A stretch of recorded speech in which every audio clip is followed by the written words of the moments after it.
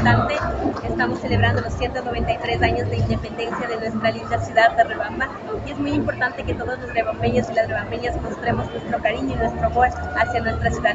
Y qué mejor manera que colgando nuestra bandera en las puertas y en este caso en este lindo mercado, en una manera de mostrar nuestro civismo, nuestro patriotismo y aparte, a más de ello, mostrar nuestro respeto hacia los deberes que nosotros como ciudadanos debemos dar. Qué felicidad y qué orgullo poder decir que somos riobambeñas. Vamos a dar una buena imagen a los turistas nacionales y extranjeros y que viva Riobamba.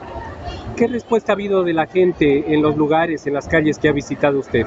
Bueno, para mí ha sido una alegría, una satisfacción muy grande. El día de ayer empezamos con la campaña Puerta a Puerta, en donde dimos a conocer a las personas que debían colocar su bandera y qué felicidad, yo me siento muy alegre porque las personas han respondido de una manera positiva, las personas se incluyen y se adentran a esta campaña, porque esta campaña no puede ser solo llevada por las autoridades o en este caso como la Reina de Riobamba.